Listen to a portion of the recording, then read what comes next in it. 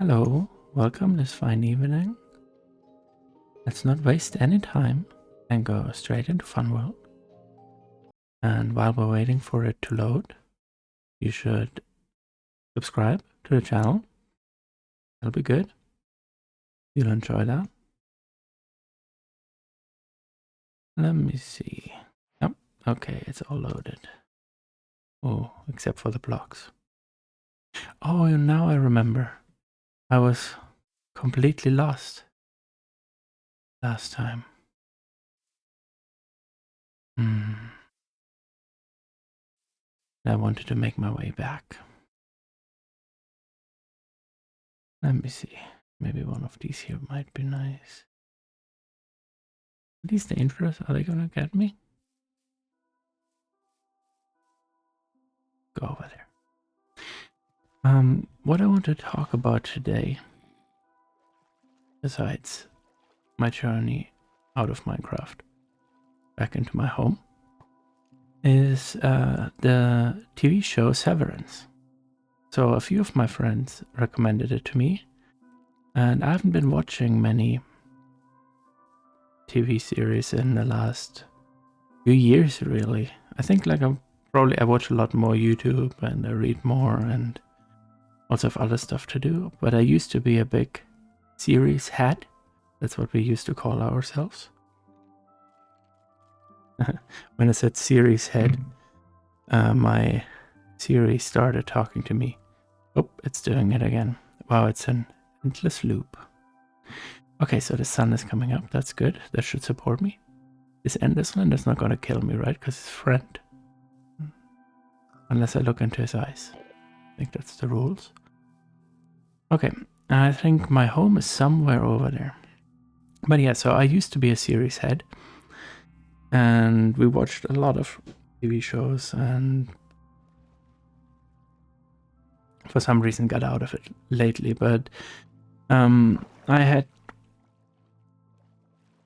the TV shows Severance recommended to me by a few friends who all really liked it. And so we basically binge watched it over about a week. And I really loved the first season. I thought it was, yeah, it was amazing, really. I enjoyed it so much. I thought it had like a very good message, had a very good suspense. The arc of the story unfolded in a really compelling way, and I just enjoyed it so much. And so basically we watched that, I think, in 2 days. And so I was really excited about season 2, which had been going on for a few weeks because they released them on Apple TV every week or so. And so I wanted to finish the season before the finale was going to be broadcast. And so yeah, we watched around 4 episodes per day, I guess. And oh, okay, we found it. I was kind of correct in my assessment that that's where my home was going to be, you know. Home is where I wanna be. Da, da, da, da, da, da, da, da. I feel numb. Na na na na na. I don't remember the lyrics. Yeah, that was a bit of an aside there.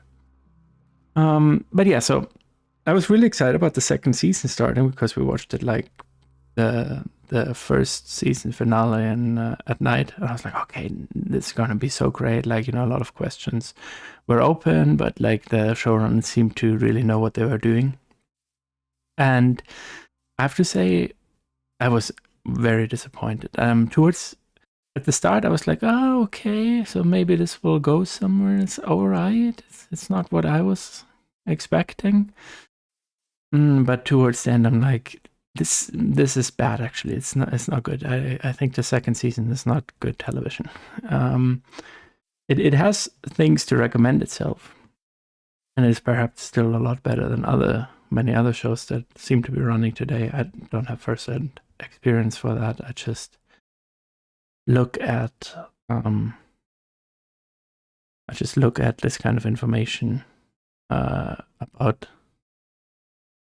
TV shows that are out, and they all seem really, really bad, really stupid. But maybe there's good ones. You can give me recommendations. Either way, oh yeah, that's what it was. I was almost dying. I forgot that. Need to eat some. Let's close it so I don't get killed. Need to eat some bread. All right, let's conquer that bread. And yeah, so I just really didn't enjoy it at all, and there were like a bunch of like vague things that I was thinking. But my friend, who did like it a lot, asked me to kind of write up a couple of my thoughts to send to him. Even though he hasn't replied, and that is unconscionable. I hope he listens to this and feels really bad. But yeah, so you probably should have watched Severance, because otherwise the criticism won't make much sense. The good thing is I don't really remember character names, so I'll probably just describe them by what they were doing. All right, to start with, like the first thing which I really thought was very weak is, I think in the first one it had like really good and really biting and accurate criticism of capitalism and like work culture, and it was very universalist, I would say.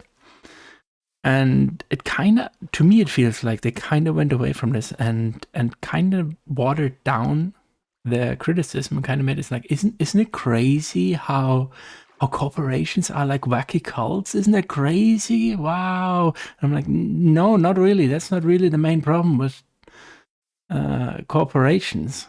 And I mean, I guess you could argue they want to go for like some sort of criticism of cults, but that just really, to me, they dropped like a very poignant criticism.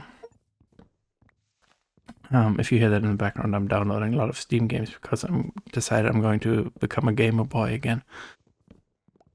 But yeah, so I feel like they dropped that and really watered it down. It's kind of like the criticism that we're left with, it seems very shallow, not really applicable to me. So I was very disappointed by that. And the other thing that annoyed me was that they set up a few things in the first season. One thing which I don't really care for, but that's like my personal opinion, is the subplot which is I'm going to now spoil Severance, so if you really do not want this to happen to you, maybe don't listen. But yeah, so I don't really care about his not dead wife, that you know, he thought his wife was dead and now she's not dead, and it's like, it's, I don't know, I find this a really dumb subplot. It's kind of like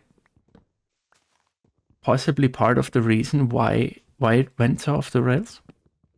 But the much more interesting fallout to me would have been when Helly, the main character, the other main character, I'm thinking about whether I should have maybe summarized what Severance is about. I don't know, not really. You know, if you know it, you know. The girls who know. So, but anyway, so she got out of the severed state. Okay, I will tell for the girls who don't know. Severance is basically like, the idea is that the consciousness of people are split between the work self and their private self, and so they basically become like two separate people, and like the work self doesn't know anything about the private self's actions, and vice versa. Okay, that's it in a nutshell. You can see how interesting criticism can arise from that, also in a Marxist sense.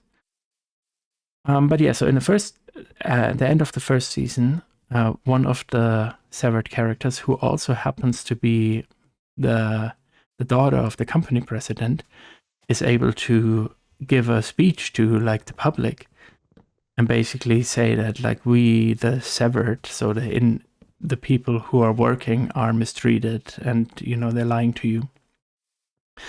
And there's basically no fallout from this. This is completely more or less dropped with like kind of beside, with basically two tiny little scenes of like one, her the outside person so the daughter of the company president, making a little video statement of like, oh, I was very drunk, and then like inside they make these kind of small adjustments, which you could say is like somewhat of an accurate criticism to like how how companies deal with these kind of faux pas. But like it could have been something a little bit bigger, because it could have actually involved like the outside world, and there's nothing to that, which I thought was like a real shame, like that they just like decided to only focus on what I thought was a much less compelling like personal storyline. And perhaps like this is a criticism that only really came to me after I formulated my, oh shoot, oh, I survived, that wasn't too bad.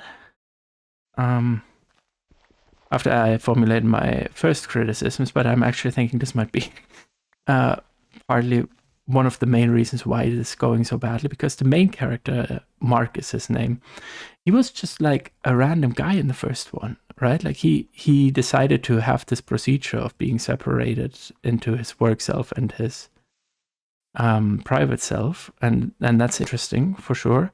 But he was just some guy, like an everyman. Like there was nothing that was like particularly special about him.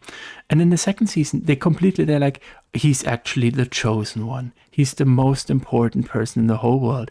This is the most important thing to the company. If he does his work, it'll change everything. We even unalived his wife because it's so important, and that's his job, and we're trying to test this out. And it's like, it's so lame. It's just lame. It's just really stupid, and they like really dropped something that was very good about the first season by doing this. I think like that basically just made it like a cartoon, and not a good cartoon. Like, just what am I watching? I'm watching nonsense. While in the first one, I'm kind of like, I'm watching something that might make some sense. The second thing is like, it's fantasy. It's just fantasy. And yeah, I didn't really enjoy this. There is another problem which I have, that also like in the first one it made a lot of sense, right? Because there is like this massive mystery, and there are people who know about more things and people who know less.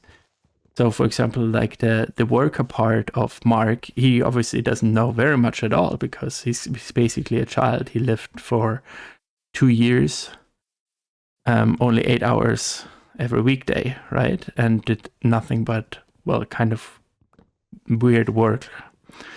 So he doesn't know anything. And the outside Mark is like, also he's kind of like a little bit of a drunk. He's dealing with his own personal issues, which is fair enough, right? And so he doesn't really know anything about the inside, what's going on there.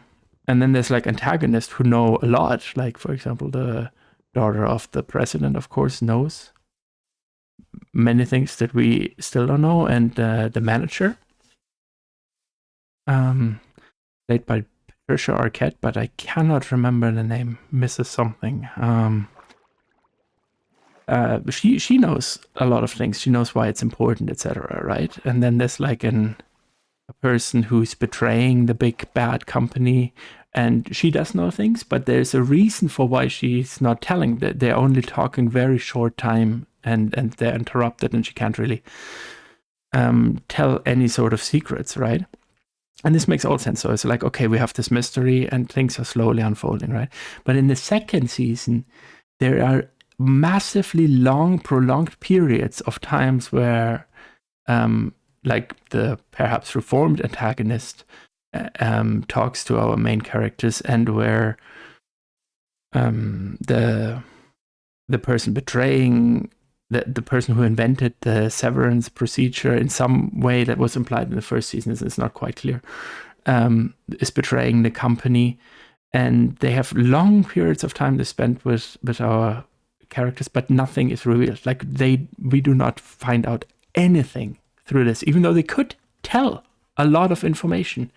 It's very clear that they are not doing it, and I find that like mind-bogglingly bad. Like I'm just like, why would you not write it in a way that it makes some sense? Why does this have to be based on them being stupid?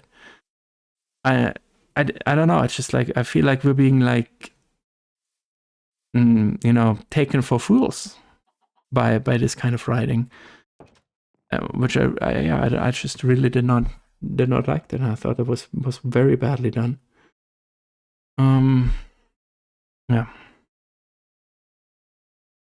So these are, I think, like the main criticisms I had. Like one of the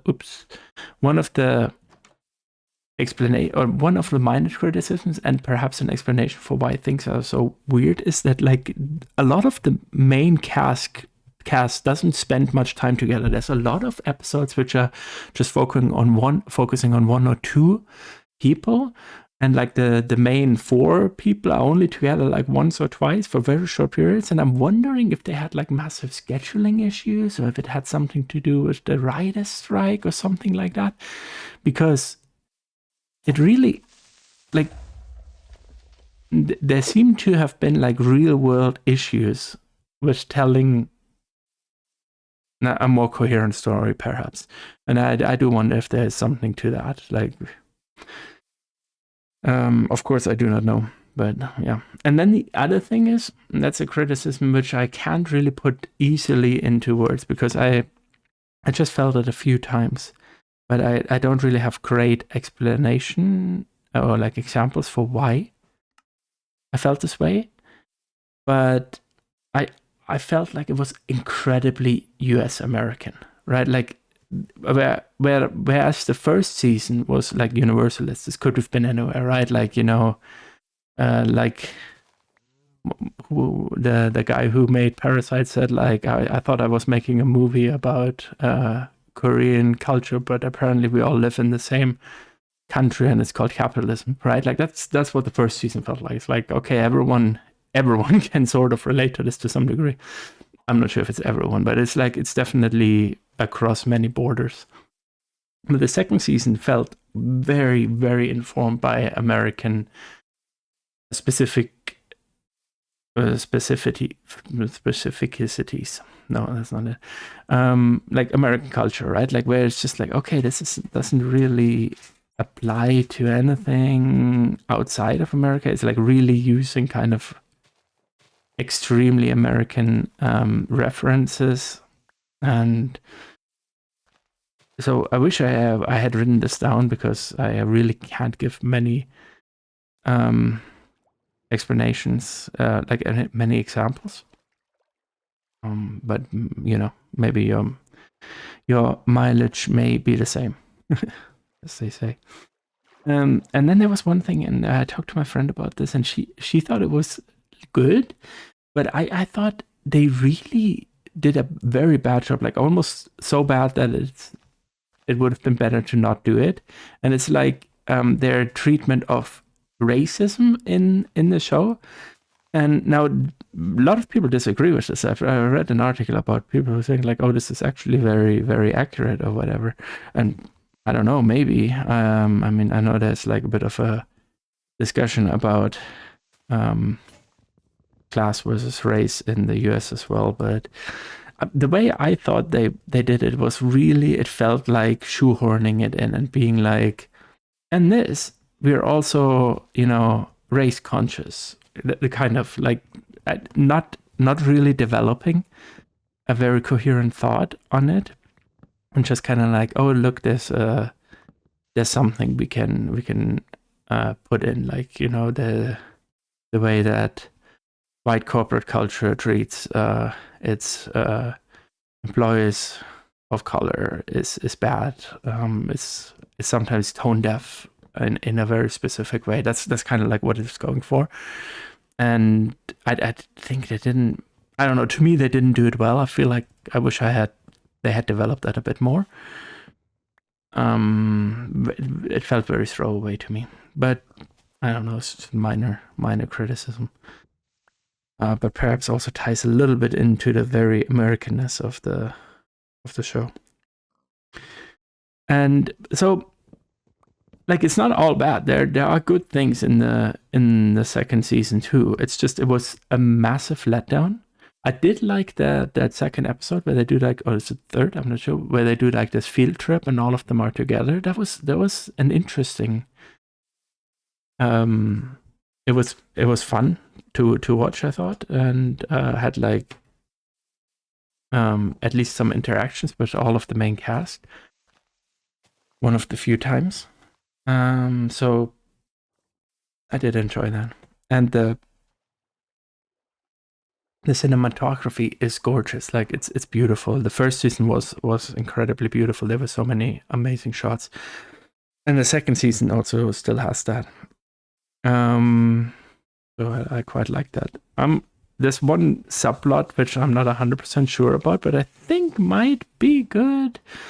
Where they have like this very young person working in the company, and it's kind of like people get indoctrinated very soon into being, in these managerial roles, and it mirrors the manager from the first season, and so there's something there.